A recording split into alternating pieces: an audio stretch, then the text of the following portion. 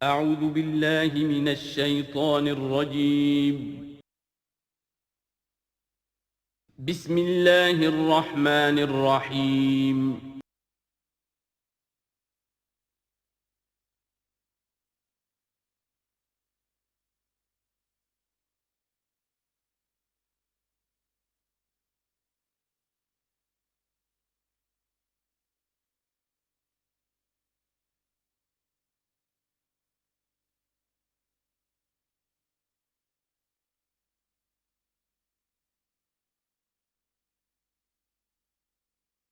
بسم اللہ اولہ و آخرہ۔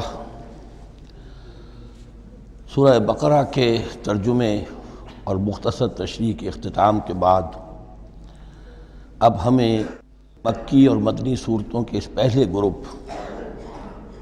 میں جو دو جوڑے مدنی صورتوں کے ہیں ان میں سے پہلے جوڑے کی دوسری صورت کا مطالعہ کرنا ہے۔ یہ سورہ آل عمران ہے۔ جیسا کہ اس سے قبل بھی میں آپ کو بتا چکا ہوں کہ جوڑے ہونے کی نسبت یہ ہے کہ ان دونوں چیزوں میں گہری مشابہت بھی ہو، مرد اور عورت بہت مشابہت بھی ہے لیکن کچھ فرق بھی ہو، اور جو فرق ہو وہ ایسا ہو کہ جس سے ایک دوسرے کے لیے کمپلیمنٹری ہو، ایک دوسرے سے مل کر کسی مقصد کی تکمیل ہوتی ہو۔ یہ نسبت زوجیت کی حقیقت ہے۔ اب آپ دیکھیں گے مشابہتیں جو ہیں بہت نمایاں جو سورہ بقرہ میں اور سورہ آل عمران میں ہیں کہ دونوں شروع ہوئی ہیں الف لام میم سے۔ دونوں کے شروع میں قرآن مجید کی عظمت کا بیان ہے، اگرچہ سورہ آل عمران میں اس کے ساتھ ہی تورات اور انجیل کا بیان بھی ہے۔ دونوں کے اختتام پر بڑی عظیم آیات آئی ہیں۔ وہ آیت ہم پڑھ چکے ہیں جو سورہ بقرہ کے اختتام پر آئی ہے، جو کہ ایک عظیم دعا پر مشتمل ہے۔ عظیم ترین دعاؤں میں سے اس کو شمار کیا جا سکتا ہے، ربنا لا تؤاخذنا ان نسینا او اخطانا۔ سورہ آل عمران کے آخری رکوع میں بھی ایک نہایت جامع دعا آئی ہے، وہ 3-4 آیتوں میں پھیلی ہوئی ہے اور بڑی جامع دعا ہے۔ پھر جیسے میں نے آپ کو بتایا کہ سورہ بقرہ میں بھی یہ سورۃ الامتین ہے، دو امتوں سے بحث کر رہی ہے، گفتگو کر رہی ہے، خطاب کر رہی ہے۔ یہی معاملہ سورہ آل عمران کا بھی ہے، لیکن یہ فرق ہے کہ سورہ بقرہ میں زیادہ گفتگو ہے یہود کے بارے میں اور سورہ آل عمران میں زیادہ گفتگو ہے نصارہ کے بارے میں۔ تو گویا کہ اس طرح وہ تکمیل ہو رہی ہے کہ اہل کتاب کا جو ایک طبقہ تھا اور اہم تر طبقہ تھا یہود، دینی اعتبار سے ان کی اہمیت زیادہ تھی، چاہے تعداد میں وہ کم تھے اور کم ہیں، لیکن یہ کہ دینی اعتبار سے ان کی اہمیت زیادہ رہی ہے۔ دوسرا طبقہ ہے یہ عیسائیوں کا،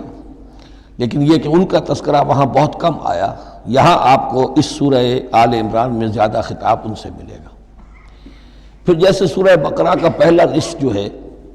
وہ 18 رکوعوں پر اور 152 آیات پر مشتمل تھا، اور نصف ثانی جو ہے وہ 22 رکوعوں پر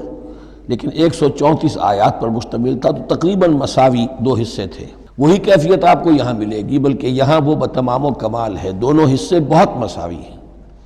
کل 20 رکوع ہیں، 10 رکوع ایک نصف اول میں ہے، 10 رکوع نصف ثانی میں ہے۔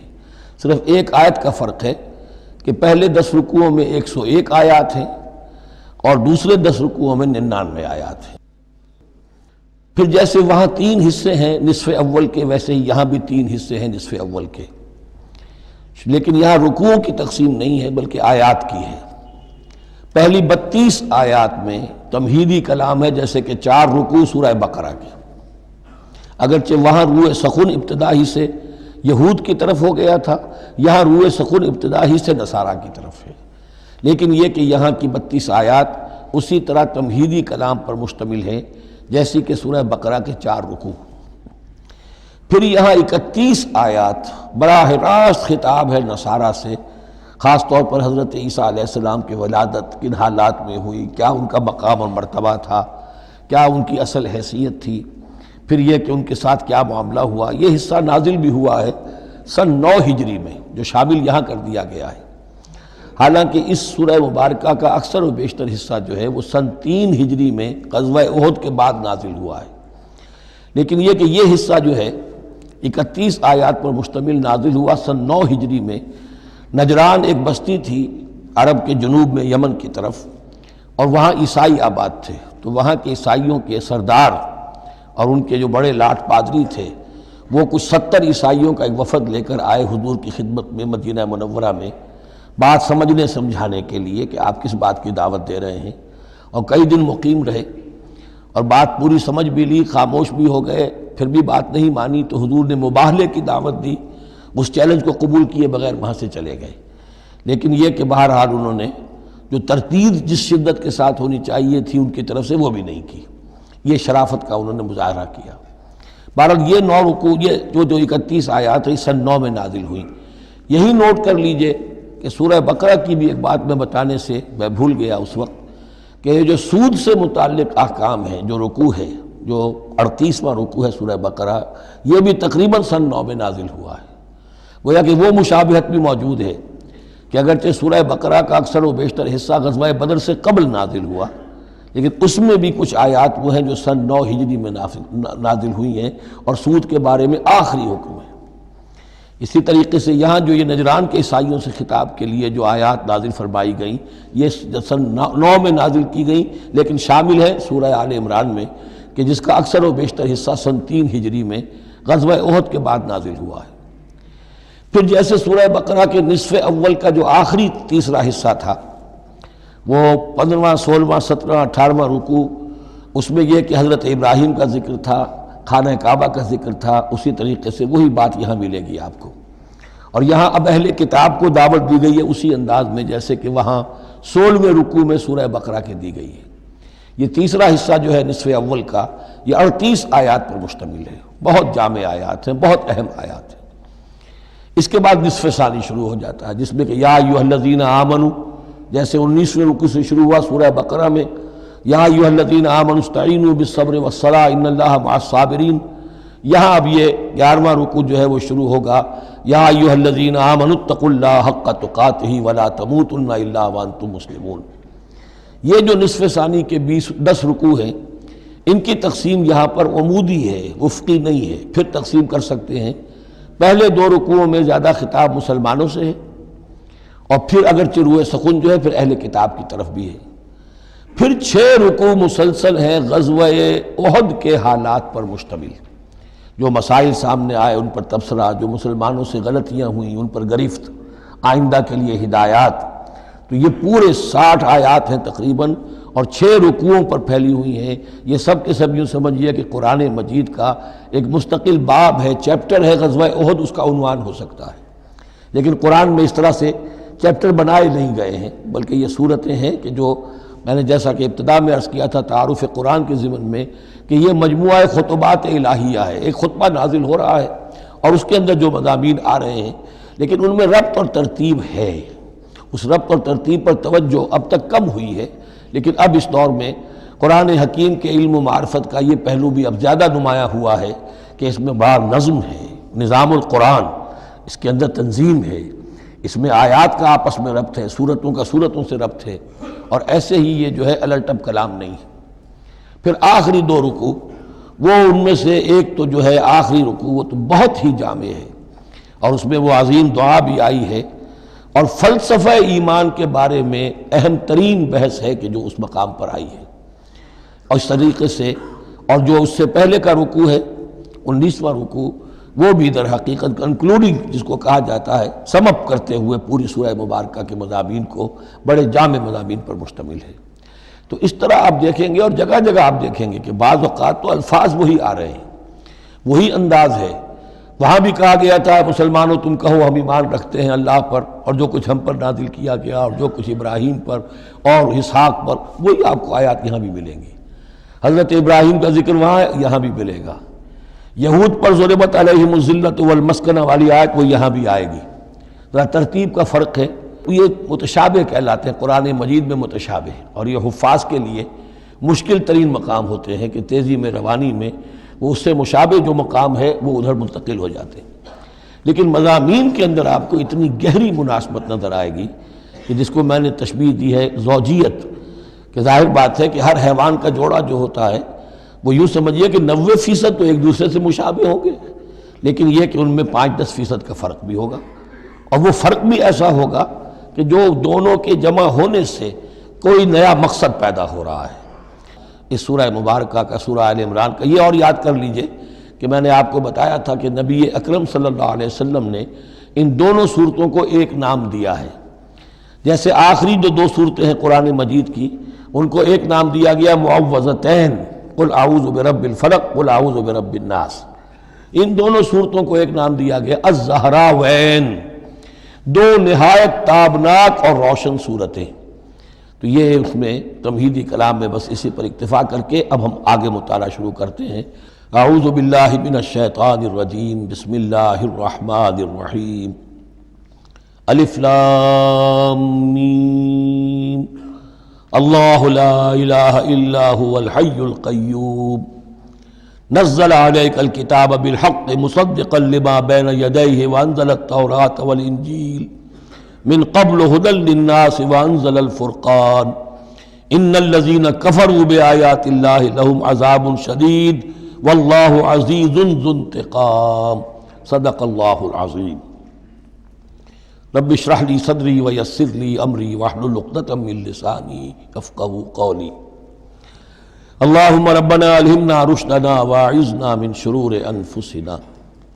اللهم ارنا الحق حقا وارزقنا اتباعه وارنا الباطل باطلا وارزقنا اجتنابه، اللهم وفقنا لما تحب وترضى، اللهم ربنا آنس وحشتنا في قبورنا وارحمنا بالقرآن العظيم، اللهم اجعله لنا إماما ونورا وهدى ورحمة، اللهم ذكرنا منه ما نسينا وعلمنا منه ما جهلنا وارزقنا تلاوته آناء الليل وآناء النهار واجعله لنا حجة يا رب العالمين، آمین۔ الف لام میم یہ حروف مقطعات ہیں جن کے بارے میں اجمالی گفتگو سورہ بقرہ کے آغاز میں ہم کر چکے ہیں۔ اللہ لا الہ الا هو الحی القیوم، یہ الفاظ آیت الکرسی کے آغاز میں سورہ بقرہ میں آ چکے ہیں۔ ایک بات نوٹ کر لیجئے کہ ایک حدیث میں آتا ہے کہ اللہ کا ایک اسم اعظم ہے کہ جس کے حوالے سے اگر کوئی چیز اللہ سے مانگی جائے تو وہ ضرور دیتا ہے، لیکن اس کو حضور نے بتایا نہیں کہ وہ اسم اعظم کون سا ہے۔ کچھ اشارے کیے، جیسے رمضان میں ایک شب ہے لیلۃ القدر جو 1000 مہینوں سے افضل ہے، تعین کے ساتھ نہیں بتایا وہ کون سی، تاکہ تلاش کرو، زیادہ ذوق و شوق کا معاملہ ہو۔ لیکن جو اشارات آپ نے کیے ہیں اس سے اندازہ ہوتا ہے، چونکہ یہ فرمایا گیا کہ یہ 3 صورتوں میں ہے، سورہ بقرہ میں، سورہ آل عمران میں اور سورہ طٰہٰ میں، وہ الفاظ الحی القیوم جو مشترک ہیں، سورہ بقرہ میں آیت الکرسی میں آئے ہیں، آل عمران میں یہاں دوسری آیت میں موجود ہیں، اور سورہ طٰہٰ کے بھی شروع کے اندر موجود ہیں۔ نزل علیک الکتاب بالحق، اس نے نازل فرمائی ہے، اس اللہ نے جس کے سوا کوئی معبود نہیں، جو الحی ہے القیوم ہے۔ اس میں اشارہ ہو رہا ہے اس کلام کی عظمت کی طرف کہ جان لو یہ کلام کس کا ہے، کس نے اتارا ہے۔ نزل علیک الکتاب بالحق، اس نے نازل فرمائی ہے یہ کتاب اے نبی آپ پر حق کے ساتھ، اور یہاں نوٹ کیجیے نزلہ ہے، نزل ینزل تنزیلا، انزلہ نہیں آیا ہے۔ مصدقا لما بین یدیہ، اور یہ تصدیق کرتے ہوئے آئی ہے اس کی جو اس کے سامنے موجود ہے، تورات اور انجیل۔ اور یہ کہ 2 اعتبارات سے تصدیق ہے کہ یہ قرآن تصدیق کرتا ہے ان کی کہ وہ اللہ کی کتابیں تھیں جن میں تحریف ہو گئی، لیکن یہ کہ قرآن اور حضور مصداق بن کر آئے ہیں ان پیشین گوئیوں کا جو ان کتابوں میں تھی۔ وَأَنزَلَ التَّوْرَاةَ وَالْإِنجِيلَ مِن قَبْلُ هُدًى لِلنَّاسِ، اسی طرح اللہ نے اس سے پہلے لوگوں کی ہدایت کے لیے تورات اور انجیل نازل فرمائی تھی۔ وَأَنزَلَ الْفُرْقَانَ، اور اللہ نے فرقان اتارا۔ فرقان قرآن مجید کے لیے بھی ہے، فرقان تورات کے لیے بھی ہے، فرقان معجزات کے لیے بھی ہے۔ ہر وہ شے یوم الفرقان ہم سورہ انفال میں پڑھیں گے، غزوہ بدر کے دن کو کہا گیا، جو شے بالکل مبرہن کر دے حق و باطل کے مابین امتیاز قائم کر دے وہ فرقان ہے۔ لیکن یہاں اب تہدید کا انداز ہے، دھمکی کا انداز ہے۔ ان الذین کفروا بآیات اللہ،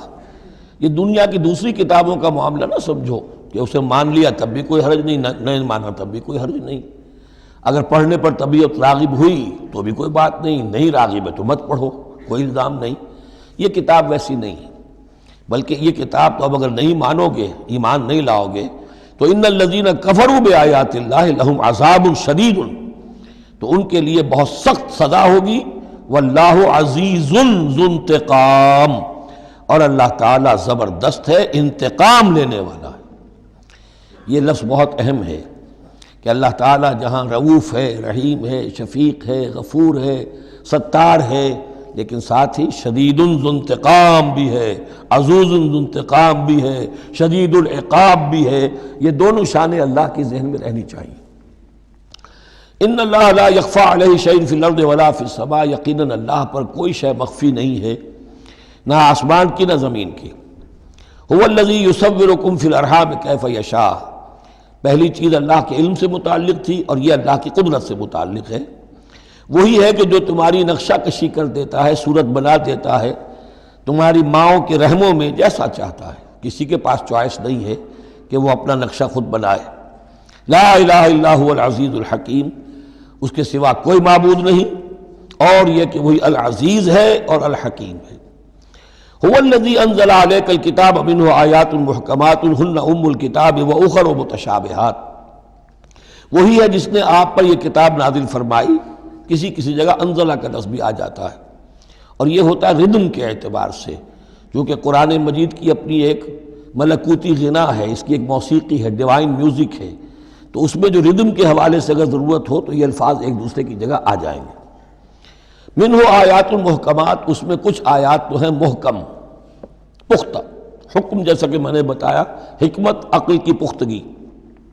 محکم آیت، پختہ آیت جس کا مفہوم بالکل واضح ہو، جس کو ادھر سے ادھر کرنے کی کوئی گنجائش نہ ہو۔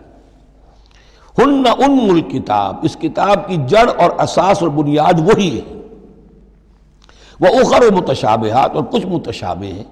کہ جن کا حقیقی اور صحیح مفہوم معین کرنا بہت مشکل ہے، بلکہ عام حالات میں ناممکن ہے۔ یہ میں تفصیل سے تعارف قرآن کے ضمن میں عرض کر چکا ہوں۔ آیات الاحکام جتنی بھی ہیں وہ سب محکم ہیں، یہ کرو یہ نہ کرو، یہ حرام یہ حلال۔ لیکن یہ کہ جو بھی آیات ہیں کہ جن میں بحث ہے عالم غیب سے، اللہ کی ذات و صفات، کیا تصور کریں؟ اللہ کا ہاتھ، اللہ کا چہرہ، اللہ کی کرسی، اللہ کا عرش، کیا تصور کریں؟ اسی طریقے سے فرشتے، عالم غیب کی شیئیں، عالم برزخ قبر میں کیا ہوتا ہے، اسی طرح عالم آخرہ جنت اور دوزخ کی اصل حقیقتیں ہم نہیں سمجھ سکتے، اس میں ہمارے ذہن کے قریب لا کر کچھ باتیں بتا دی گئی ہیں۔ ما لا یدرک کلہ لا یترک کلہ، اجمالی تصور قائم ہو جانا چاہیے، اس کے بغیر تو راستہ سیدھا رہے گا نہیں آدمی کا،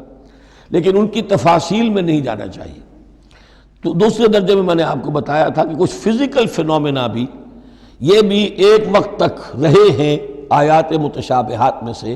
لیکن رفتہ رفتہ جیسے یہ سائنس کا علم بڑھتا چلا جا رہا ہے، ان میں سے بہت سی چیزیں اب محکم ہو کر سامنے آ رہی ہیں۔ تو یہ گویا کہ شفٹنگ سینڈز کے مانند ہیں کہ ان میں سے جو چیزیں، بہت سی چیزیں واضح ہو گئیں جو پہلے واضح نہیں تھیں، لیکن اب بھی بعض چیزیں ہیں، جیسے میں نے عرض کیا 7 آسمان سے کیا مراد ہے کہ جو واضح نہیں ہے ہم پر، لیکن ہمارا یقین ہے کہ انشاءاللہ وہ وقت آئے گا کہ انسان سمجھ لے گا کہ ہاں یہی بات صحیح تھی اور یہی تعبیر صحیح تھی۔ هو الذی انزل علیک الکتاب منہ آیات محکمات ہن ام الکتاب، یہ بہت اہم ہے۔ اصل جو ہے جڑ کتاب کی، اس لیے کہ کتاب کے بارے میں عرض کر چکا ہوں کہ وہ ہے مجموعہ احکام۔ کتاب جیسا کہ ہم نے سورہ بقرہ میں دیکھا، جہاں حکم آیا کتب علیکم کتب علیکم کتب علیکم، تو کتاب کی جڑ اور اساس جو ہے وہ وہی ہے۔ وَأُخَرُ مُتَشَابِهَاتٌ فَأَمَّا الَّذِينَ فِي قُلُوبِهِمْ زَيْغٌ، تو وہ لوگ جن کے دلوں میں کجی ہوتی ہے۔ اب وہ یہ ہے کہ وہ کوئی خاص بات نہیں نکالنی ہے تاکہ اپنی ذہانت و فطانت کا جو ہے ڈنکا بجوایا جا سکے، یا کوئی اور فساد پیدا کرنا ہے، کوئی فتنہ پیدا کرنا ہے،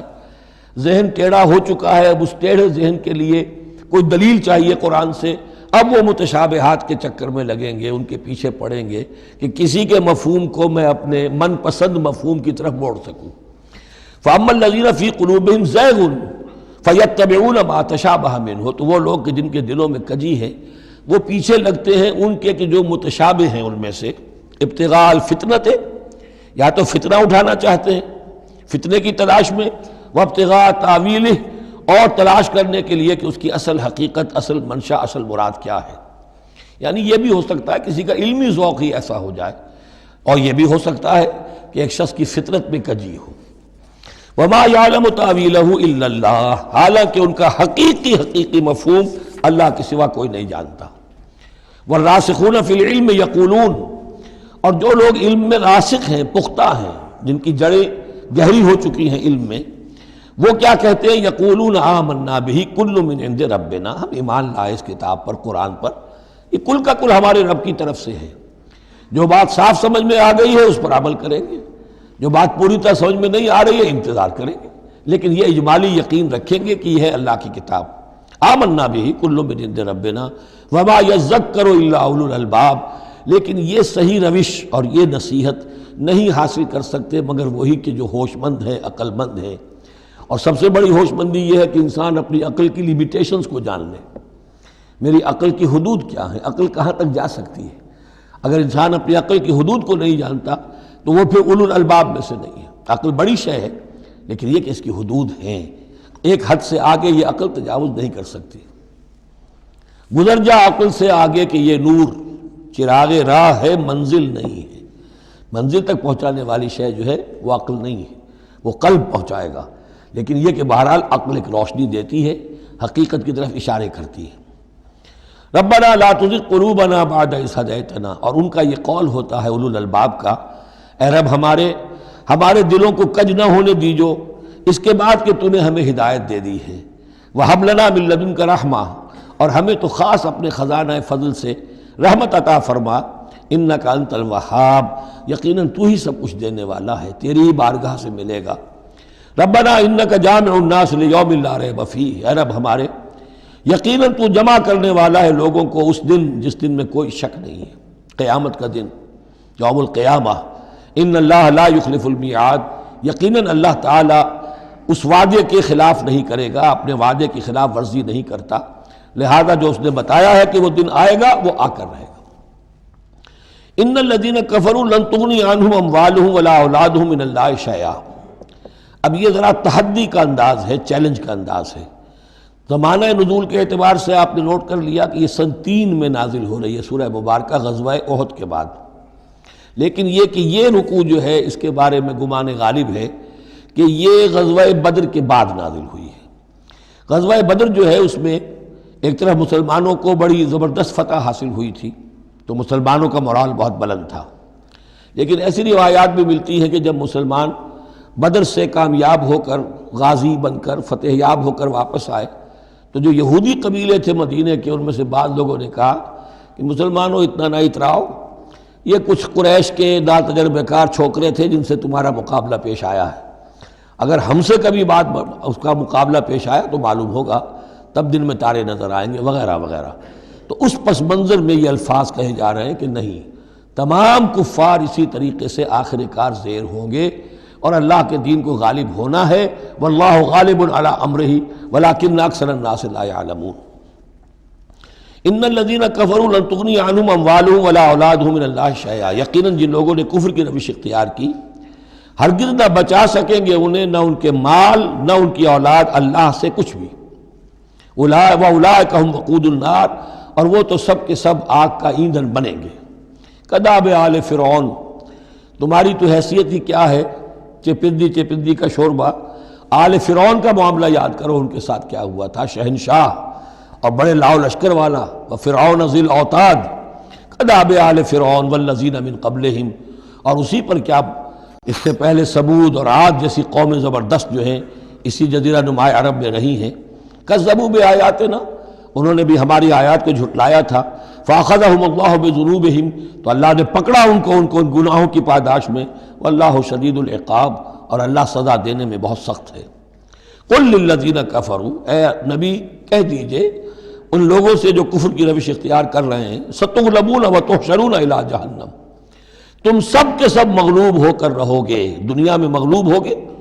اور پھر جہنم کی طرف گھیر کر لے جائے جاؤ گے۔ وبئس المہاد، اور وہ بہت برا ٹھکانہ ہے۔ قد کان لکم آیۃ فی الفیفیتین التقطا، تمہارے لیے ایک نشانی آ چکی ہے ان دو گروہوں میں جو آپس میں جنہوں نے جنگ کی، یعنی بدر کی جنگ ہوئی، اس میں ایک طرف مسلمان تھے ایک طرف مشرکین مکہ تھے، تمہارے لیے نشانی موجود ہے۔ قد کان لکم آیۃ فی فئتین التقطا فئۃ تقاتل فی سبیل اللہ، اس میں سے ایک جماعت وہ تھی، ایک گروہ وہ تھا جو اللہ کی راہ میں جنگ کر رہا تھا، وأخری کافرۃ، اور دوسرا گروہ جو ہے وہ کافر تھا، یرونہم مثلیہم رأی العین، وہ دیکھ رہے تھے اپنی آنکھوں سے کہ ان سے دگنے ہیں۔ اب اس کے کئی معنی کیے گئے ہیں، ایک یہ بھی ہے کہ مسلمانوں کو تو کھلا نظر آ رہا تھا کہ ہم سے دگنی فوج ہے، بلکہ 3 گنی تھی۔ بعض روایات میں ایسا بھی آتا ہے کہ اللہ تعالیٰ نے کفار پہ ایسا رعب طاری کر دیا تھا غزوہ بدر میں کہ انہیں نظر یہ آ رہا تھا کہ مسلمان ہم سے دگنے ہیں۔ تو ایسا ہو جاتا ہے، انسان کی سماعت اور بصارت پر ایسا اثر ہو جائے، تو اللہ تعالیٰ نے یہ کیا، وہ بھی بعض روایات ہیں۔ واللہ یؤید بنصرہ من یشاء، اور اللہ تائید فرماتا ہے اپنی نصرت سے جس کی چاہتا ہے۔ ان فی ذلک لعبرۃ، اس میں یقیناً ایک عبرت ہے، سبق آموزی ہے، لأولی الابصار، لیکن یہ عبرت اور سبق آموزی صرف ان کے لیے ہوتی ہے کہ جو آنکھیں رکھتے ہوں، جن کے اندر جو ہے دیکھنے کی صلاحیت موجود ہو۔ اب یہ آج بڑی اہم آ رہی ہے فطرت انسانی کے اعتبار سے۔ ظاہر بات ہے کہ چونکہ یہاں خاص طور پر میں نے عرض کیا تھا کہ یہود کی طرف ایک جو ہے وہ ایک روح سخن موجود ہے اہل کتاب کی طرف، اور اس واقعے کے اندر تو خاص طور پر جن لوگوں کے اندر کہ یہ دنیا کی محبت زیادہ شدید ہوتی ہے،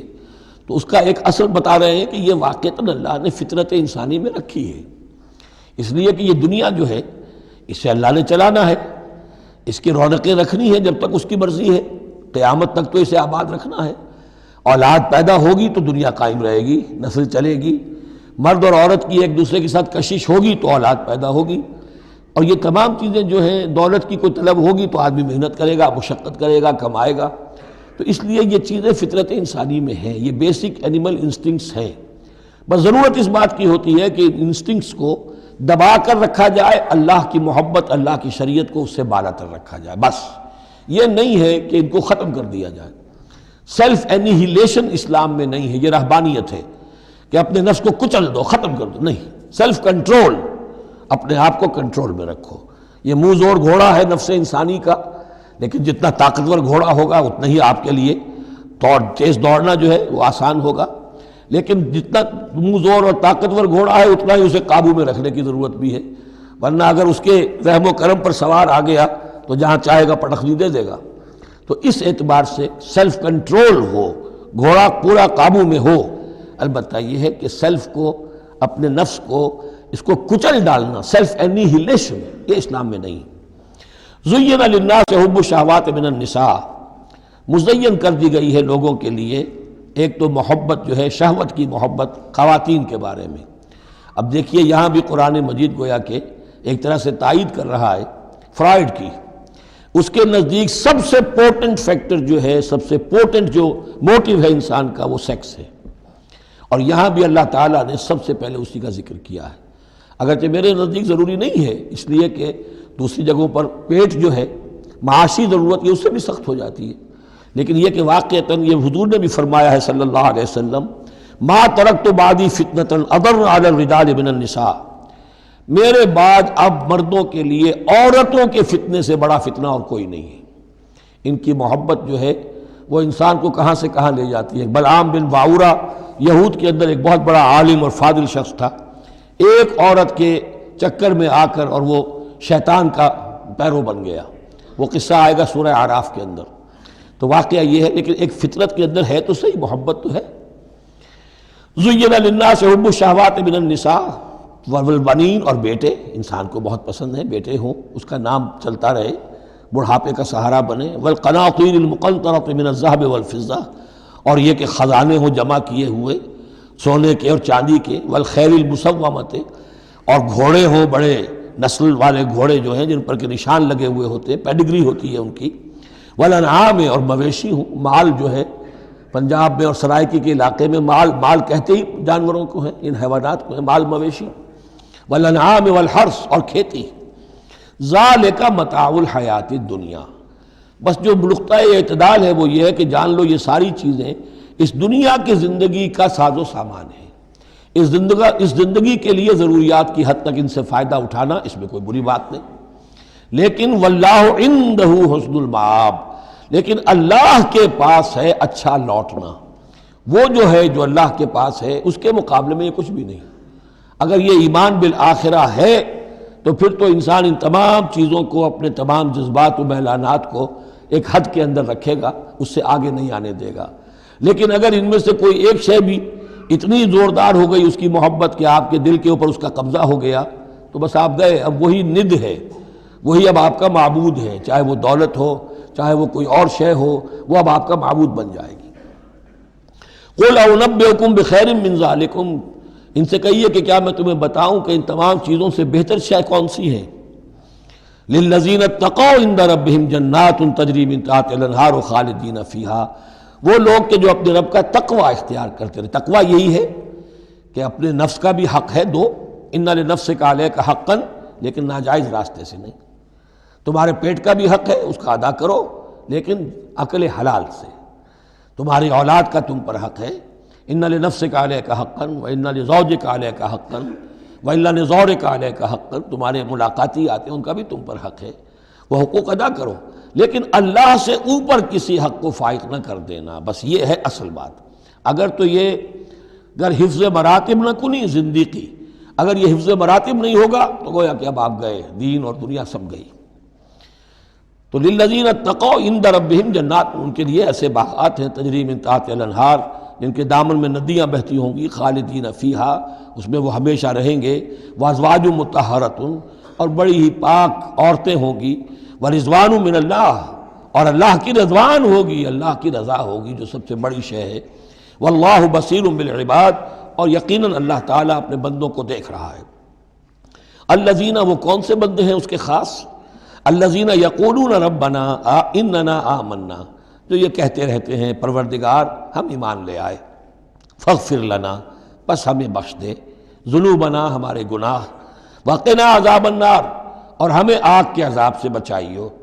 اب ان کی بدہ میں الفاظ استعمال ہو رہے ہیں، یہ کون لوگ ہیں جو یہ دعا کرتے ہیں؟ ان کے یہ اوصاف ہیں، اور اس میں گویا کہ تلقین ہے، اگر اللہ سے یہ دعا کرنا چاہتے ہو کہ اللہ تمہیں تمہارے گناہ بخش دے اور تمہیں جہنم کے عذاب سے بچائے، تو یہ اوصاف اپنے اندر پیدا کرو۔ الصابرین والصادقین والقانتین والمنفقین والمستغفرین بالاسحار، صبر کرنے والے اور راست باز،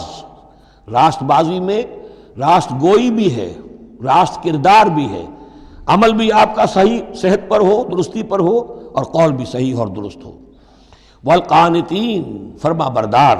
والمنفقین، اللہ کی راہ میں خرچ کرنے والے، والمستغفرین بالاسحار، اور جو جس کو آپ کہتے ہیں small hours of the morning, وہ جو سحر کا وقت ہے، سحری کا وقت ہے، اس میں استغفار کرنے والے۔ ایک تو نمازیں ہیں جو 5 نمازیں ہیں، لیکن خاص وہ وقت جو ہے اس میں جب کہ فرمایا گیا ہے کہ رات کے آخری حصے میں اللہ تعالیٰ نزول فرماتا ہے سمائے دنیا تک، اور پھر ایک ندا ہوتی ہے، حل من مستغفر فاغفر لہ، حل من سائل فاعطیہ، ہے کوئی استغفار کرنے والا کہ میں اسے معاف کر دوں، ہے کوئی کچھ مانگنے والا کہ میں اسے عطا کر دوں۔ ہم تو مائل بکرم ہے، کوئی سائل ہی نہیں، راہ دکھلائیں کسے، رہرو منزل ہی نہیں۔ شاہد اللہ انہ لا الہ الا ہوا والملائکۃ واولو العلم قائما بالقسط، اللہ خود گواہ ہے کہ اس کے سوا کوئی معبود نہیں، سب سے بڑی گواہی تو اللہ کی ہے، والملائکۃ، اور سارے فرشتے گواہ ہیں، واولو العلم، اور اولو العلم بھی اس پر گواہ ہیں۔ یہ اولو العلم جو ہے، اولو الالباب، اولو العلم الذین یعقلون، یہ وہ لوگ ہیں کہ جو ان کائناتی آیات کے حوالے سے اللہ کو پہچان لیتے ہیں اور اس کو مان لیتے ہیں کہ وہی معبود برحق ہے۔ جو ہم نے 20ویں رکوع کی پہلی آیت پڑھی تھی سورہ بقرہ کی، ان فی خلق السماوات والارض واختلاف اللیل والنہار والفلک التی تجری فی البحر بما ینفع الناس، اور یہ تمام بہت سے فینومینا آف دی نیچر بیان کر کے لآیات لقوم یعقلون، تو جو یعقلون ہیں، جو اولو الالباب ہیں، اولو العلم ہیں، وہ بھی گواہ ہیں کہ اللہ کے سوا کوئی معبود نہیں۔ لیکن یہاں جو اہم ترین لفظ ہے وہ اب آ رہے ہیں، قائما بالقسط، وہ قسط اور عدل کا قائم کرنے والا ہے۔ وہ جو میں نے کل عرض کیا تھا کہ ہم بھی سمجھتے ہیں کہ اللہ عدل قائم کرتا ہے اور عدل کرے گا، البتہ یہ کہ اہل سنت کے نزدیک یہ کہنا جو ہے سوء ادب ہے کہ اللہ پر عدل کرنا واجب ہے، اللہ پر کسی شے کا وجوب نہیں، لیکن اللہ کو عدل پسند ہے، اللہ کو، اللہ یحب المقسطین، اللہ خود بھی عدل فرمائے گا، لا الہ الا هو العزیز الحکیم، اس کے سوا کوئی معبود نہیں ہے، وہ زبردست ہے، کمال حکمت والا۔ ان الدین عند اللہ الاسلام، دین تو اللہ کے نزدیک پسندیدہ اور اللہ تعالیٰ کے ہاں منظور شدہ دین ایک ہی ہے، وہ الاسلام ہے۔ یہ صورت اس اعتبار سے، اور یہ بھی سورہ بقرہ اور سورہ آل عمران کے حوالے سے آپ سمجھ لیجئے، سورہ بقرہ میں ایمان پر زیادہ زور ہے۔ آمن الرسول بما انزل الیہ من ربہ، ایمانیات، شروع میں بھی ایمانیات، درمیان میں آیہ بر میں ایمانیات۔ اس سورہ مبارکہ میں اسلام پر زیادہ زور ہے۔ اب ان دونوں میں بھی ایک نسبت ہے خاص، جس کو بھی تفصیل میں جانے کا موقع نہیں ہے۔ ان الدین عند اللہ الاسلام، آگے چل کر آیت آئے گی وَمَن يَبْتَغِ غَيْرَ الْإِسْلَامِ دِينًا فَلَن يُقْبَلَ مِنْهُ، اگر کوئی شخص اسلام کے سوا کسی دین کو قبول کرے گا وہ اس کی جانب اللہ کے ہاں منظور نہیں ہوگا۔ وَمَا اخْتَلَفَ الَّذِينَ أُوتُوا الْكِتَابَ إِلَّا مِن بَعْدِ مَا جَاءَهُمُ الْعِلْمُ بَغْيًا بَيْنَهُمْ، یہ اسلام ہمیشہ سے چلا آ رہا ہے، حضرت آدم سے اسلام چلا آ رہا ہے۔ یہ وہی آیات جو تھی، آیت الاختلاف، اس کا گویا کہ خلاصہ آ گیا۔ اور جن لوگوں نے اختلاف کیا ہے، یہ پگڈنڈیاں نکالی ہیں، غلط راستوں پر مڑ گئے ہیں، تو یہ اس کے بعد کہ ان کے پاس علم آ چکا تھا، اور اصل سبب بغیم بینہم، ضدم ضدہ، دی ارج ٹو ڈومینیٹ۔ ومن یکفر بآیات اللہ، اور جو کوئی اللہ کی آیات کا انکار کرتا ہے، فإن اللہ سریع الحساب، تو اللہ تعالیٰ کو حساب لیتے دیر نہیں لگے گی، وہ بڑی تیزی کے ساتھ حساب لے لے گا۔ فإن حاجوک، پھر اے نبی اگر یہ آپ سے محاجہ کرتے ہیں، حجت بازی کرتے ہیں، دلیل بازی کرتے ہیں، مناظرے کرتے ہیں، فقل، تو آپ تو آخری بات کہہ دیجئے دو ٹوک، فقل اسلمت وجہی للہ ومن اتبعنی، دیکھو بھائی میں نے تو اپنا چہرہ اللہ کے سامنے جھکا دیا ہے، اور انہوں نے بھی جو میرا اتباع کر رہے ہیں، ہم نے ایک راستہ اختیار کر لیا، لکم دینکم ولی دین، ہمارا یہ راستہ، تم جدھر جانا چاہتے ہو جاؤ، جس پگڈنڈی پر مڑنا چاہتے ہو چلے جاؤ، جس کھائی میں گرنا چاہتے ہو جاؤ، دفع ہو جاؤ۔ فقل اسلمت وجہی للہ ومن اتبعنی وقل للذین اوتوا الکتاب والامیین، اور اے نبی کہہ دیجئے ان دونوں سے، ان سے بھی کہ جنہیں کتاب دی گئی تھی پہلے، یعنی یہود اور نصارہ، والامیین، اور ان سے بھی کہہ دیجئے کہ جو مشرکین عرب ہیں ابھی بقیہ عرب میں، اسلمتم، تم بھی اسلام لاتے ہو یا نہیں، تابع ہوتے ہو کہ نہیں،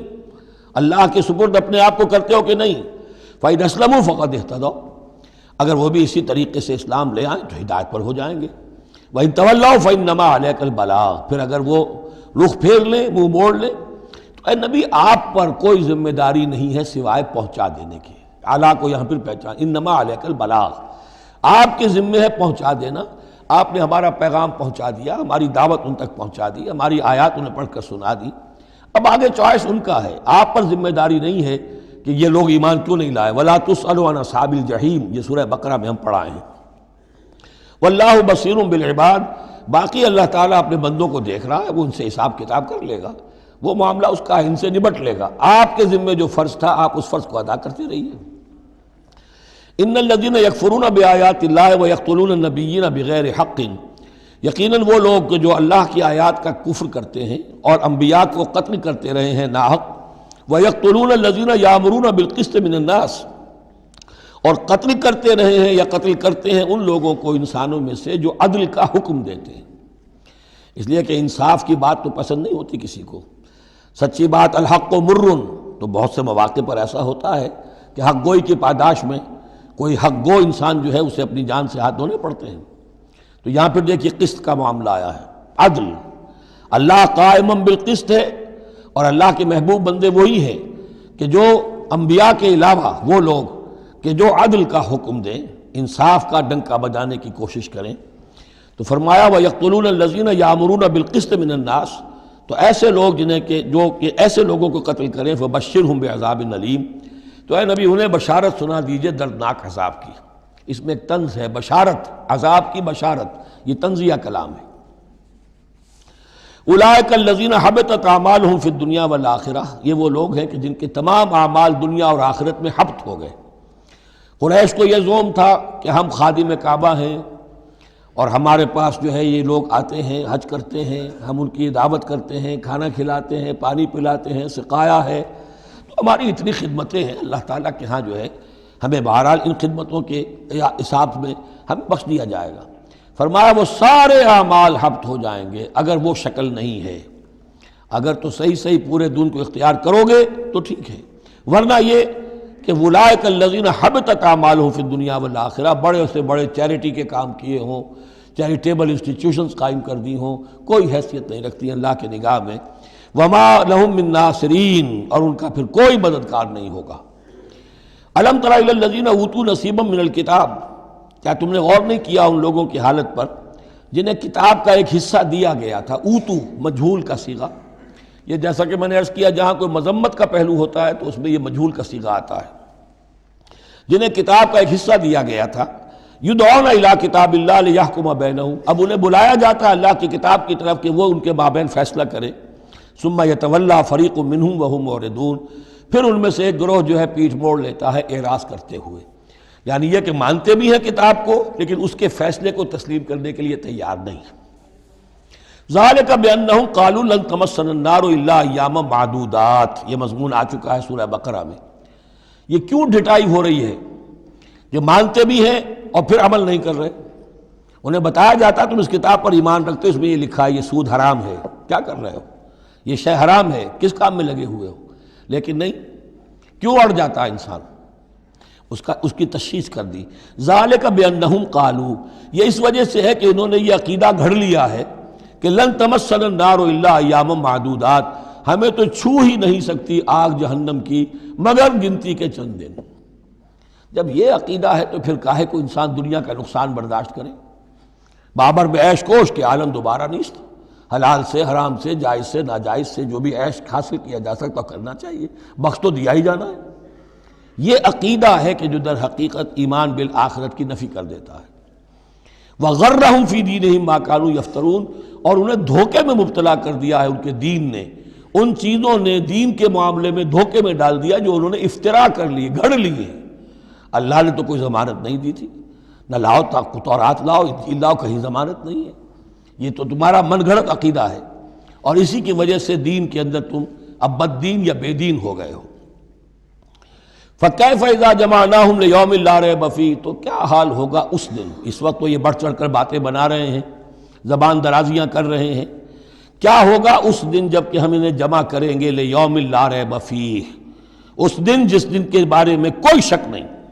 وَوُفِّيَتْ كُلُّ نَفْسٍ مَا كَسَبَتْ، اور پھر ہر ذی نفس کو، ہر جان کو، ہر انسان کو پورا دے دیا جائے گا جو کچھ اس نے کمائی کی ہوگی۔ وَهُمْ لَا يُظْلَمُونَ، اور ان پر کوئی زیادتی نہیں ہوگی۔ اب اس کے بعد پھر ایک بڑی عظیم دعا آ رہی ہے۔ اس سورہ مبارکہ میں دعائیں بہت ہیں، یہ بھی بہت عظیم دعا ہے، اور یہ تو باقاعدہ تلقین کر کے کہا گیا ہے۔ کہیں تو ایسا ہوتا ہے لوگ ایسے دعا کرتے ہیں، یہاں ہے قل اللہم مالک الملک، کہو اے اللہ جو تمام بادشاہت کا مالک ہے، مالک الملک ہے، کل ملک اس کے اختیار میں ہے، تؤتی الملک من تشاء، تو حکومت اور اختیار دیتا ہے جس کو چاہتا ہے، وتنزع الملک ممن تشاء، اور سلطنت چھین لیتا ہے جس سے چاہتا ہے، وتعز من تشاء، اور تو عزت دیتا ہے جس کو چاہتا ہے، وتذل من تشاء، اور تو ذلیل کر دیتا ہے جس کو چاہے۔ بیدک الخیر، تیرے ہاتھ میں سب خوبی ہے۔ اس کے دونوں معنی ہیں، کل خیر خوبی تیرے ہاتھ میں ہے، دوسرے کہ تیرے ہاتھ میں خیر ہی خیر ہے۔ بسا اوقات انسان جسے اپنے لیے شر سمجھ بیٹھتا ہے وہ بھی اس کے لیے خیر ہوتا ہے۔ آسان تحبوا شیئا وہو شر لکم، وآسان تکرہوا شیئا وہو خیر لکم، انک علی کل شیء قدیر، یقیناً تو ہر چیز پر قادر ہے۔ تولج اللیل فی النہار، تو رات کو لے آتا ہے دن میں پرو کر، وتولج النہار فی اللیل، اور پھر دن کو نکال لاتا ہے رات میں سے پرو کر، وتخرج الحی من المیت، اور تو نکالتا ہے زندہ کو مردہ سے، وتخرج المیت من الحی، اور تو نکالتا ہے مردہ کو زندہ سے۔ اس کی بہترین مثال مرغی اور انڈا، مرغی میں جان نہیں ہے لیکن اسی میں سے چوزہ برآمد ہوتا ہے، زندہ ہے، اور وہ مرغی جو ہے وہی انڈا دے رہی ہے، تو گویا کہ اللہ تعالیٰ کے ہاں وہ چیز چل رہی ہے، تخرج الحی من المیت وتخرج المیت من الحی، وترزق من تشاء بغیر حساب، اور تو دیتا ہے جس کو چاہتا ہے بے حد و حساب۔ لا يتخذ المؤمنون الکافرین اولیاء من دون المؤمنین، اہل ایمان نہ بنائیں اپنے دوست کافروں کو، اولیاء ایسا دوست جو قلبی دوست ہو، جو رازدار بھی ہو جاتے ہیں، پشت پناہ بھی ایک دوسرے کے سمجھے جاتے ہیں، یہ تعلق کفار کے ساتھ اختیار کرنے کی اجازت نہیں ہے۔ ایک اچھا رویہ ہو، ظاہری مدارات ہوں، آپ ان سے اچھے کلچرڈ طریقے پر بات کریں، تہذیب کے ساتھ، یہ اور بات ہے، لیکن دلی محبت، قلبی رشتہ، جذباتی تعلق،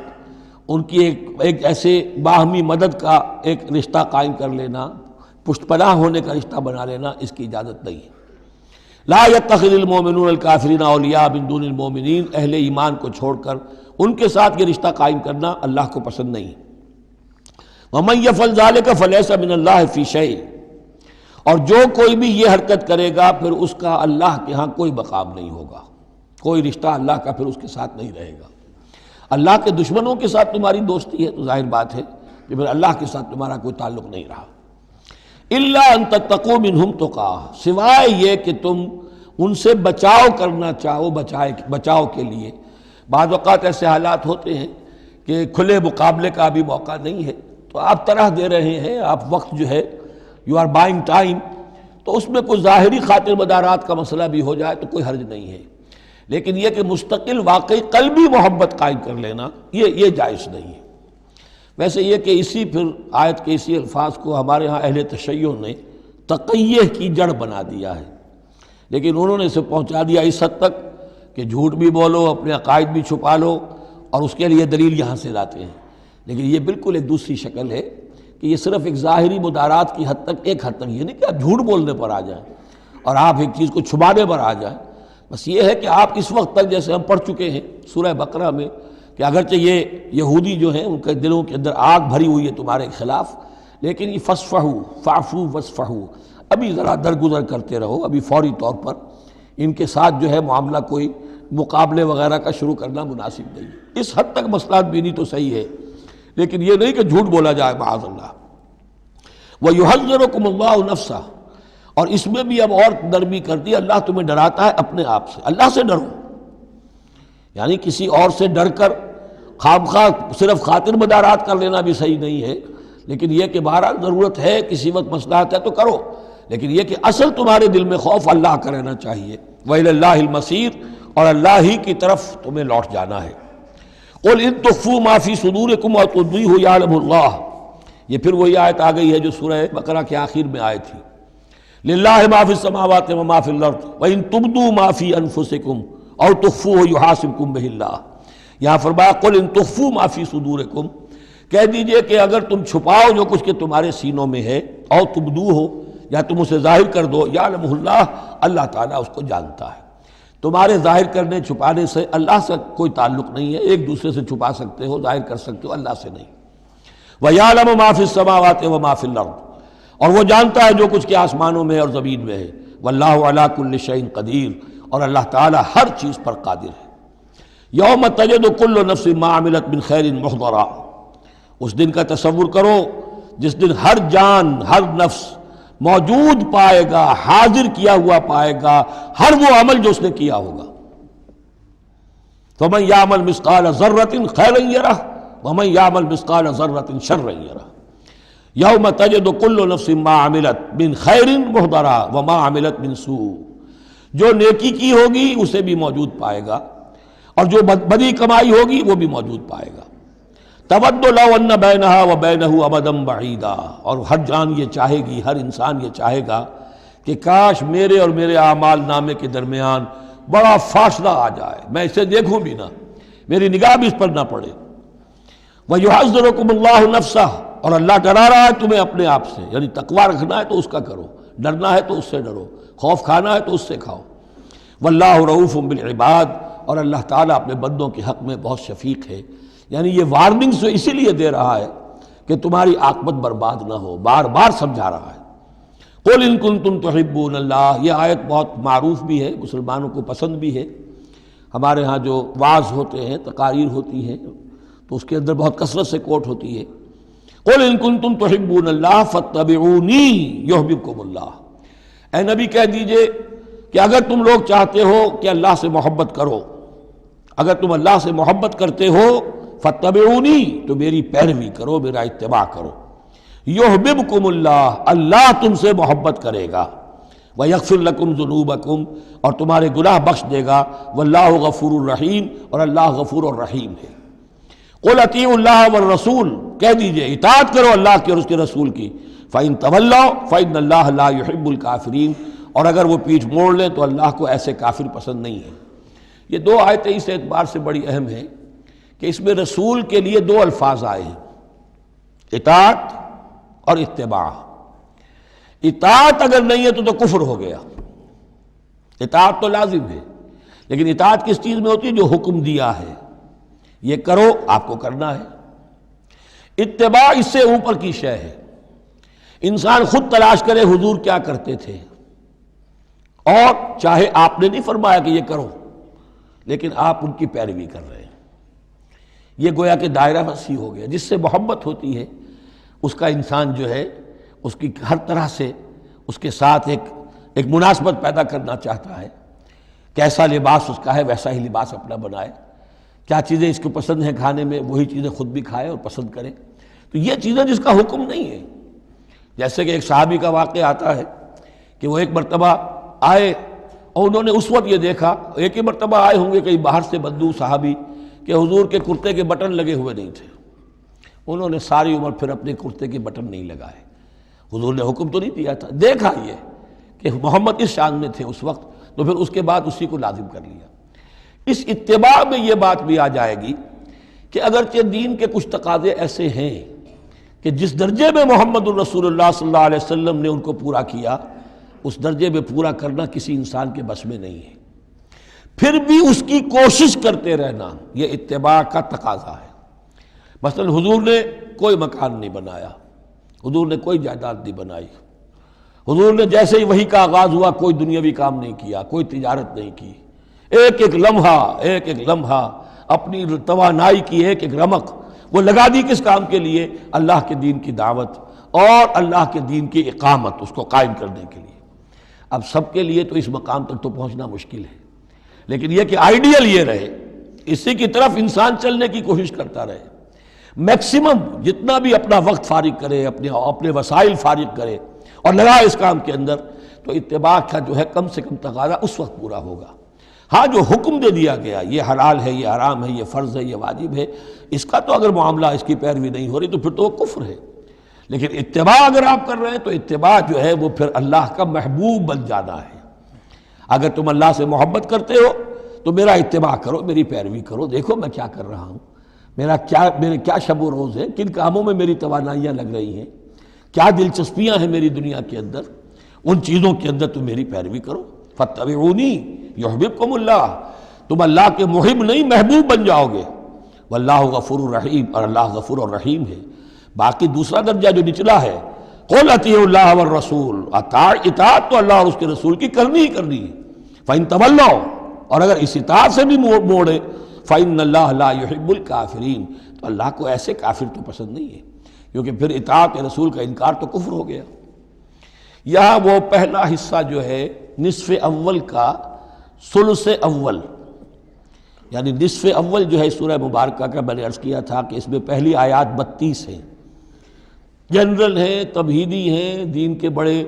جو گہرے اصول ہیں وہ ہیں، دعائیں تلقین کی گئی ہیں، محکمات اور متشابہات کا فرق واضح کیا گیا ہے۔ لیکن اب دوسرے حصے میں سارا خطاب جو ہے وہ براہ راست عیسائیوں سے ہے، اور انہیں بتانا یہ ہے کہ حضرت عیسیٰ کو جو تم نے معبود بنا لیا، یا تو تثلیث کی شکل دے دی ٹرینٹی، یا گاڈ انکارنیٹ بنا دیا۔ تثلیثیں بھی دو طرح کی رہی ہیں، اللہ بھی اور مریم بھی اور عیسیٰ بھی، اور دوسری تثلیث جو ہے جو اب دنیا میں عام ہے وہ ہے اللہ اور روح القدس اور حضرت عیسیٰ۔ تو یہ جو تثلیثیں تم نے ایجاد کر لی ان کی کوئی بنیاد نہیں ہے، یہ تمہاری کج روی ہے، تم نے غلط شکل اختیار کی ہے۔ عیسیٰ علیہ السلام بہت برگزیدہ پیغمبر تھے، ہاں ان کی ولادت معجزانہ طریقے پر ہوئی ہے، لیکن اگر ان کی ولادت معجزانہ طریقے پر ہوئی ہے تو ان سے متصلاً قبل یحییٰ کی جو ولادت ہوئی ہے وہ بھی معجزانہ ہوئی ہے، وہ بھی کوئی کم معجزہ نہیں تھا۔ تو معجزے، اور پھر آدم کی جو ولادت ہوئی ہے، آدم کو جو پیدا کیا اللہ نے، تو ظاہر بات ہے کہ وہ اپنی جگہ پر جہاں سے نسل انسانی کا آغاز ہوا، تو یہی بات اگر دلیل ہو جائے الوہیت کی تو یہ تو پھر آدم کو بھی الہ مانو اور یحییٰ کو بھی الہ مانو، تو ساری بحث اس پر ہو رہی ہے۔ ان اللہ اصطفیٰ آدم و نوحا وآل ابراہیم وآل عمران علی العالمین، یقیناً اللہ نے چن لیا آدم کو اور نوح کو اور آل ابراہیم کو اور آل عمران کو تمام جہان والوں پر، تمام جہانوں پر نہیں، تمام جہان والوں پر۔ حضرت آدم علیہ السلام کا بھی استفاء ہوا ہے۔ اس میں کچھ ان لوگوں کے لیے دلیل بنتی ہے جو سمجھتے ہیں کہ جو تخلیق آدم ہے اس میں پہلے کوئی سپیشیز وجود میں آئی تھی، اور اس سپیشیز، اس نوع کے ایک فرد کو اللہ نے چن کر اس میں پھر اپنی روح پھونکی ہے تو وہ آدم بن گئے، تو وہ بھی سلیکٹڈ تھے۔ استفاء کے معنی ہوتا ہے کسی میں سے چن لینا، بہرحال ایک عام معنی بھی ہو جاتے ہیں، پسند کر لینے کے معنی بھی ہو سکتے ہیں۔ ان اللہ اصطفیٰ آدم و نوحا، اور پھر نوح کو پسند کیا، آل ابراہیم، ابراہیم کے گھر کو، ان کے خاندان کو، وآل عمران، عمران جو ہے بنی اسرائیل کی تاریخ میں دو عظیم شخصیتوں کے نام ہیں، ایک تو حضرت موسیٰ کے والد کا نام بھی عمران تھا، اور ایک حضرت مریم کے والد کا نام بھی عمران تھا۔ حضرت عیسیٰ کے نانا عمران ہوئے اور حضرت موسیٰ کے والد عمران تھے۔ یہاں پہ غالباً حضرت موسیٰ کے والد مراد ہیں، لیکن چونکہ آگے سارا معاملہ حضرت مریم کا آ رہا ہے تو شاید عین ممکن ہے کہ یہاں پر اشارہ ان کے نانا کی طرف ہو۔ ذریۃ بعضھا من بعض، اور یہ سب جو ہے ایک دوسرے کی نسل سے ہیں، ایک دوسرے کی اولاد سے ہیں۔ نوح حضرت آدم کی اولاد سے ہیں، ابراہیم حضرت نوح کی اولاد سے ہیں، پھر ان کے پورا خاندان بنی اسماعیل بنی اسرائیل یہ ان کی اولاد میں سے ہیں۔ واللہ سمیع علیم، اللہ سمیع اور علیم ہے۔ اس قالت امرأۃ عمران رب انی نذرت لک ما فی بطنی محررا فتقبل منی۔ اب یہ جو عمران کی بیوی ہیں یعنی حضرت مریم کی والدہ، یہ بہت نیک عورت تھیں، بہت ہی متقی، نیک، زاہد۔ ان کو حمل ہوا تو انہوں نے پروردگار سے ایک منت مانی، نظر مانی، رب انی نذرت لک ما فی بطنی، جو میرے پیٹ میں جو بھی بچہ اے اللہ تو پیدا فرما رہا ہے میں تیری ہی نظر کرتی ہوں، یعنی دنیاوی کوئی ذمہ داریوں کا بوجھ اس پر نہیں ہم ڈالیں گے، اور ہیکل کی خدمت کے لیے، دین کی خدمت کے لیے، تورات کی خدمت کے لیے اس کو وقف کر دیں گے، ہم اپنا بھی کوئی بوجھ ان پر نہیں ڈالیں گے، اس توقع میں کہ اللہ بیٹا عطا کرے گا۔ محررن کے مطلب ہے اسے آزاد کر دیں گے، تحریر آزاد کر دینا، حر سے، کہ کوئی ذمہ داری اس پر نہیں ہوگی، اسے ہم خالص کر دیں گے تیرے دین کی خدمت کے لیے اور ہیکل کی خدمت کے لیے۔ فتقبل منی، تو اے اللہ میری اس نظر کو تو قبول فرما لے، شرف قبول عطا فرما۔ انک انت السمیع العلیم، یقیناً تو سب کچھ سننے والا اور سب کچھ جاننے والا ہے۔ فلما وضعتها قالت رب انی وضعتها انثی، اب جب وضع حمل ہوا تو پھر اس نے کہا اے اللہ یہ تو میں ایک بیٹی جنم گئی ہوں، یعنی میری تو یہاں بیٹی ہو گئی ہے،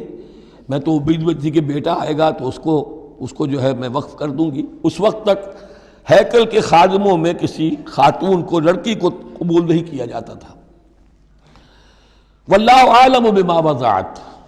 اللہ فرما رہا ہے کہ اللہ بہتر جانتا تھا کہ کیا اس نے جنا ہے، اسے کیا پتہ کیسی بیٹی جنی ہے۔ ولیس الذکر کالانثی، اور کہاں ہوگا کوئی بیٹا اس بیٹی جیسا۔ اس کے دونوں معنی کیے گئے، ایک تو ایسا کہ یہ گویا کہ قول مانا جائے حضرت مریم کی والدہ کا کہ لڑکا تو لڑکی کی طرح نہیں ہوتا، اب لڑکا ہوتا تو میں اسے خدمت کے لیے وقف کر دیتی، یہ تو لڑکی ہو گئی۔ اور ایک یہ بھی ہے کہ اللہ کی طرف سے اس کو مانا جائے واللہ عالم بما وضعت ولیس الذکر کالانثی، کوئی بیٹا ایسا ہو ہی نہیں سکتا جیسی بیٹی تمہیں دی ہے۔ وَإِنِّي سَمَّيْتُهَا مریم، اور وہی اب ان کا کلام شروع ہوا ان کی والدہ کا، مریم کی، میں نے اس کا نام مریم رکھا ہے۔ وَإِنِّي أُعِيذُهَا بِكَ، اور اے اللہ میں اسے تیری پناہ میں دیتی ہوں، وَذُرِّيَّتَهَا، اور جو بھی اس کی اولاد ہو، نسل ہو، اس کو بھی تیری پناہ میں دیتی ہوں، من الشیطان الرجیم، مردود شیطان کے حملے سے، کہ اللہ ان کو، مریم کو بھی اور اس کی آنے والی اولاد کو بھی تو بہت ہی اپنی حفاظت میں رکھیو، شیطان سے بچائیو۔ فتقبلها ربها بقبول حسن، تو قبول فرما لیا انہیں، یعنی حضرت مریم علیہ السلام کو ان کے رب نے بڑی ہی عمدگی کے ساتھ، قبول حسن، شرف قبول عطا فرمایا بڑی ہی خوبصورت انداز میں۔ وانبتها نباتا حسنا، اور ان کی پرورش کی بہت ہی عمدہ طریقے پر، بہت اعلیٰ طریقے پر۔ وکفلها زکریا، اور ان کو کفالت میں دے دیا، تربیت میں دے دیا حضرت زکریا کے۔ یہ حضرت زکریا جو ہیں یہ خالو تھے حضرت عیسیٰ علیہ السلام کے، حضرت مریم کے خالو۔ تو اب ان کی تحویل میں، اور وہ اس وقت کے چیف کاہن تھے، chief priest of the temple, ہیکل سلیمانی کے وہی نبی بھی تھے اور وہی وہاں کے سب سے بڑے جو ہیں، جو آج کل ہم سمجھتے ہیں مجاور وغیرہ، تو وہ مقام ان کا کاہنوں کا ہوتا تھا۔ وَكَفَّلَهَا زَكَرِيَّا كُلَّمَا دَخَلَ عَلَيْهَا زَكَرِيَّا الْمِحْرَابَ، جب کبھی بھی زکریا ان کے پاس جاتے تھے محراب میں، وجد عندها رزقا، وہ دیکھتے تھے محراب حجروں کی شکل کے اندر جو جیسے بنے ہوتے ہیں مسجدوں کے ساتھ، تو ایسے ایک حجرہ ان کو دے دیا گیا کہ یہ اللہ کے لیے نظر کی گئی ہے اور ان کو قبول کر لیا گیا ہے، تو اب ان کے لیے یہاں پر یہ حجرہ ہے، اس میں وہ رہتی ہیں۔ لیکن جب بھی وہ حجرے میں جاتے تھے تو دیکھتے تھے ان کے پاس کھانا، میوے رکھے ہیں بغیر موسم کے، اور بعض لوگوں کی رائے یہ بھی ہے کہ یہاں سے مراد مادی کھانا نہیں ہے بلکہ علم و حکمت، کہ جب حضرت زکریا ان سے بات کرتے تھے تو یہ کہ انہیں حیران رہ جاتے تھے کہ اس لڑکی کو یہ اس قدر حکمت کہاں سے مل گئی، اتنی معرفت کہاں اس کو حاصل ہوئی۔ قال یا مریم انا لک ھذا، وہ پوچھتے اے مریم یہ تمہیں کہاں سے چیزیں ملتی ہیں، یہ کھانے کہاں سے آ جاتے ہیں، یہ بے موسمی پھل کہاں سے آ جاتے ہیں، یا یہ علم و حکمت کی باتیں تمہیں کیسے معلوم ہوتی ہیں؟ قالت هو من عند اللہ، تو وہ کہتی تھی یہ سب اللہ کی طرف سے ہے، اس کا فضل ہے، اس کا کرم ہے۔ ان اللہ یرزق من یشاء بغیر حساب، یقیناً اللہ تعالیٰ جس کو چاہتا بغیر حساب عطا کرتا ہے۔ ہنالک دعا زکریا ربہ، ہنالک یہ بالکل اس طرح سے دیر اینڈ دین، جب یہ مشاہدہ ہوا حضرت زکریا کو تو انہوں نے بھی ایک دعا کی اپنے پروردگار سے۔ ہنالک دعا زکریا ربہ رب قال رب ہب لی من لدنک ذریۃ طیبہ، اے اللہ مجھے بھی بڑی کوئی پاکیزہ اولاد عطا کر دے۔ بہت بوڑھے ہو چکے تھے، ان کی اہلیہ جو ہے وہ بھی بہت بوڑھی ہو چکی تھی، ضعیفہ تھی، اور ساری عمر بانجھ رہی تھی، لاولد تھے۔ یہ ساری تفصیل پھر سورہ مریم کے اندر مزید کھل کر آئے گی، اس لیے کہ یہی مضامین وہاں بیان ہوئے تھے مکی دور میں، جب کہ ہجرت حبشہ کے لیے مسلمان گئے تھے، تو وہاں جا کر سورہ مریم کی آیات جو ہیں وہ پھر حضرت عبداللہ ابن جعفر نے پڑھ کر سنائی تھی۔ اس مناسبت سے یہ مضامین آپ کو سورہ مریم میں بھی ملیں گے۔ ساری عمر بوڑھے رہے اور بے اولاد رہے، لیکن اب وہ ایک دبی ہوئی خواہش، چنگاری، وہ بھڑک اٹھی، اے اللہ اس بچی کو تو یہ کچھ دے سکتا ہے تو تیری قدرت ہے مجھے بھی ذریۃ طیبہ، پاکیزہ اولاد عطا فرما۔ انک سمیع الدعاء، یقیناً تو دعا کا سننے والا ہے۔ فنادت الملائکۃ، تو فرشتوں نے انہیں پکار کر کہا، ندا کی، وہو قائم یصلی فی المحراب، اور وہ کھڑے ہوئے نماز پڑھ رہے تھے اپنی محراب میں، ان کا بھی حجرہ تھا۔ ان اللہ یبشرک بیحییٰ، اللہ تعالیٰ تمہیں بشارت دیتا ہے زکریا یحییٰ کی، مصدقا بکلمۃ من اللہ، جو تصدیق کرے گا ایک ایسے شخص کی جو اللہ کا خاص کلمہ ہوگا، یعنی حضرت عیسیٰ، کلمۃ منہ، یہ بعد میں باتیں آئیں گی، وسیداً، اور سردار ہوگا، وحسوراً، اور تجرد کی زندگی گزارے گا، ونبیًا من الصالحین، اور نبی ہوگا صالحین میں سے۔ یہاں نوٹ کر لیجئے کہ آخری مدح کا لفظ جو حضرت یحییٰ کے لیے آیا ہے وہ نبی ہے، نبیًا من الصالحین۔ قال رب انا یکون لی غلام، ابھی خود دعا کر رہے تھے لیکن غالباً اس کی بڑی توثیق چاہ رہے ہیں اللہ سے، ری ایشورنس۔ کہا پروردگار میرے ہاں کیسے بیٹا ہو جائے گا، وقد بلغنی الکبر، جبکہ میں انتہائی بوڑھا ہو چکا ہوں، وامرأتی عاقر، اور میری بیوی جو ہے بانجھ رہی ہے۔ قال کذلک اللہ یفعل ما یشاء، تو انہوں نے کہا کہ اللہ نے فرمایا کہ اللہ کرتا ہے اسی طرح، یا فرشتوں نے جواب دیا جو چاہتا ہے کرتا ہے، اسے اسباب کی احتیاج نہیں ہے، اسباب اس کے محتاج ہیں، اللہ اسباب کا محتاج نہیں ہے۔ قال رب اجعل لی آیہ، انہوں نے عرض کیا پروردگار میرے لیے کوئی نشانی مقرر کر دے، مجھے معلوم ہو جائے کہ واقعی ایسا ہونا ہے اور واقعی یہ کلام جو میں سن رہا ہوں تیری طرف سے ہے۔ قال آیتک الا تکلم الناس ثلاثۃ ایام الا رمزا، اللہ نے فرمایا کہ اب نشانی یہ ہے تمہارے لیے کہ اب 3 دن تک تم لوگوں سے گفتگو نہیں کر سکو گے سوائے اشارے کنائے کے، یعنی قوت گویائی سلب ہو گئی ان کی، اب وہ بول نہیں سکتے تھے 3 دن تک۔ وَاذْكُرْ رَبَّكَ كَثِيرًا، اپنے دل میں اپنے رب کو یاد کرتے رہو کثرت کے ساتھ۔ وَسَبِّحْ بِالْعَشِيِّ وَالْإِبْكَارِ، اور تسبیح کیا کرو شام کے وقت بھی اور صبح کے وقت بھی۔ وَإِذْ قَالَتِ الْمَلَائِكَةُ يَا مَرْيَمُ إِنَّ اللَّهَ اصْطَفَاكِ، اب دیکھیے یہ حضرت زکریا اور حضرت یحییٰ کا قصہ آ گیا کہ بانجھ بوڑھی عورت کے بطن سے شدید ضعیفی کی عمر میں حضرت زکریہ کو اللہ نے یحییٰ جیسا بیٹا دے دیا، تو کیا یہ عام قانون کے مطابق ہے؟ یہ بھی تو معجزہ تھا۔ اسی طریقے سے اس سے ذرا بڑھ کر ایک معجزہ ہے کہ جو حضرت مسیح کا ہے کہ وہاں باپ کا معاملہ نہیں ہے۔ فرمایا وَإِذْ قَالَتِ الْمَلَائِكَةُ يَا مَرْيَمُ، اور یاد کرو جب کہ کہا فرشتوں نے اے مریم، ان اللہ اصطفاک وطہرک واصطفاک علی نساء العالمین، یقیناً اللہ نے تمہیں چن لیا ہے اور تمہیں خوب پاک کر دیا ہے اور تمہیں چن لیا ہے تمام جہان کی خواتین پر۔ یا مریم اقنتی لربک، اے مریم اب اپنے رب کی فرما برداری کرتی رہو،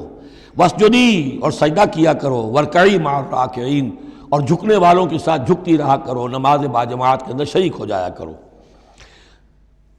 ذالک من انباء الغیب نوحی الیک، اور یہ غیب کی خبروں میں سے ہے جو اے محمد ہم آپ کو وحی کر رہے ہیں۔ وما کنت لدیہم، آپ تو ان کے پاس موجود نہیں تھے، اذ یلقون اقلامہم ایہم یکفل مریم، جبکہ وہ اپنے قلم پھینک رہے تھے یہ طے کرنے کے لیے کہ ان میں سے کون ہوگا کہ جو مریم کا کفیل ہوگا، کس کی تربیت میں زیر نگرانی، یعنی اور بھی وہاں پریسٹ تھے، کاہن اور بھی تھے، ان سب میں سے ہر ایک چاہتا تھا کہ یہ بچی جو ہے میری تحویل میں ہو، میں تربیت کروں، جسے اللہ کے نام پر جو ہے اس طرح وقف کر دیا گیا ہے۔ لیکن یہ کہ جب وہ اس طریقے سے اپنے قلم پھینک کر کچھ جیسے ہوتا ہے کوئی ذائچہ نکالنا یا کسی طرح کا معاملہ تو طے کر رہے تھے، اس میں اللہ نے حضرت زکریا کا نام نکال دیا تھا۔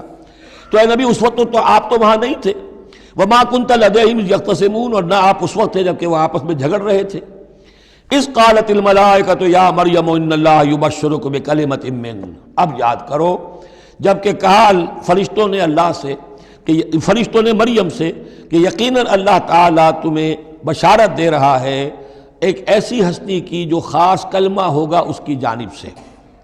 اسمہ المسیح عیسی ابن مریم، اس کا نام ہوگا المسیح عیسیٰ مریم کا بیٹا، وجیہاً فی الدنیا والآخرہ، باعزت ہوگا، مرتبے والا ہوگا دنیا میں بھی اور آخرت میں بھی، ومن المقربین، اور بہت ہی اللہ کے مقربین بارگاہ میں سے ہوگا، بہت مقرب، وَيُكَلِّمُ النَّاسُ فِي الْمَهْدِ وَكَهْلًا، اور وہ لوگوں سے گفتگو کرے گا گود میں بھی اور پوری عمر کا ہو کر بھی۔ کہولت 40 برس کے بعد آتی ہے، اور حضرت مسیح اٹھا لیے گئے، رفع سماوی ہوا 33 برس کی عمر میں، گویا کہ اس آیت کا تقاضا ابھی پورا نہیں ہوا ہے۔ اور اس سے اندازہ کر لیجیے اس کے کہنے کی ضرورت کیا تھی، پوری عمر کو پہنچ کر تو سبھی بولتے ہیں، اس کا اشارہ کیوں کیا گیا یہاں؟ اس لیے کہ ہمیں معلوم ہو جائے کہ حضرت مسیح پر ابھی موت واقع نہیں ہوئی ہے، بلکہ وہ واپس آئیں گے دنیا میں، دوبارہ اتریں گے،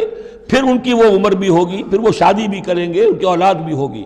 اور ان کے ذریعے سے اللہ تعالیٰ یہ نظام خلافت علی منہاج النبوت کو پوری دنیا میں قائم کرے گا۔ وَيُكَلِّمُ النَّاسَ فِي الْمَهْدِ وَكَهْلًا، اور وہ گفتگو کرے گا لوگوں سے اپنے گود میں بھی، تمہاری گود میں بھی، پگھوڑے میں بھی، اور بڑی پوری عمر کا ہو کر بھی، وَمِنَ الصَّالِحِينَ، اور یقیناً وہ بھی بہت ہی ہمارے نیکوکار بندوں میں سے ہوگا۔ قالت رب انا یکون لی ولد، حضرت مریم سلام علیہا نے بھی وہی جو ہے بات واضح کی، اے اللہ میرے اولاد کیسے ہو جائے گی، یمسسنی بشر، مجھے تو کسی مرد نے ہاتھ تک نہیں لگایا۔ قال کذالک اللہ یخلق ما یشاء، فرمایا اسی طرح اللہ تعالیٰ تخلیق فرماتا جو چاہتا ہے، اس کو ضرورت نہیں ہے۔ ٹھیک ہے عام ولادت انسانوں کی اسی طرح ہوتی ہے، باپ کا بھی حصہ ہے، ماں کا بھی حصہ ہے، لیکن یہ کہ اللہ تعالیٰ کے لیے کسی بھی شے کی ضرورت نہیں ہے، وہ محتاج نہیں ہے ان اسباب اور وسائل و ذرائع کا، اور جو چاہے کرتا ہے۔ قال کذالک اللہ یخلق ما یشاء اذا قضى امرا فانما يقول له كن فيكون، وہ تو جب کسی شے کا فیصلہ کر لیتا ہے تو بس وہ کہتا ہے ہو جا اور وہ ہو جاتی ہے۔ وَيُعَلِّمُهُ الْكِتَابَ وَالْحِكْمَةَ، اور وہ اللہ تعالیٰ اسے سکھائے گا کتاب بھی اور حکمت بھی، وَالتَّوْرَاةَ وَالْإِنْجِيلَ، اور تورات بھی اور انجیل بھی، وَرَسُولًا إِلَىٰ بَنِي إِسْرَائِيل، اور وہ رسول بن کر آئیں گے اسرائیل کی طرف۔ اب یہ جو دو کنٹمپریریز ہیں ان کو نوٹ کر لیجئے کہ حضرت یحییٰ کے بارے میں نبیم من الصالحین پر آ کر بات ختم ہو گئی، اور حضرت عیسیٰ کے بارے میں رسولاً الی بنی اسرائیل، بنی اسرائیل کی طرف رسول ہو کر آئیں گے۔ حضرت یحییٰ صرف نبی تھے، اسی لیے وہ قتل بھی کر دیے گئے۔ حضرت عیسیٰ رسول تھے، رسول قتل نہیں ہو سکتے، اسی لیے ان کو زندہ آسمان پر اٹھا لیا گیا۔ یہ بہت اہم مضمون ہے کہ جو یہاں بھی آپ کو سمجھ لینا چاہیے۔ اس کے بعد ان کے بعد معجزات کا تذکرہ ہے، وہ انشاءاللہ اب اگلی نشست میں پڑھیں گے۔ بارک اللہ لی و لکم فی القرآن العظیم و نفعنی و ایاکم بالآیات والذکر الحکیم۔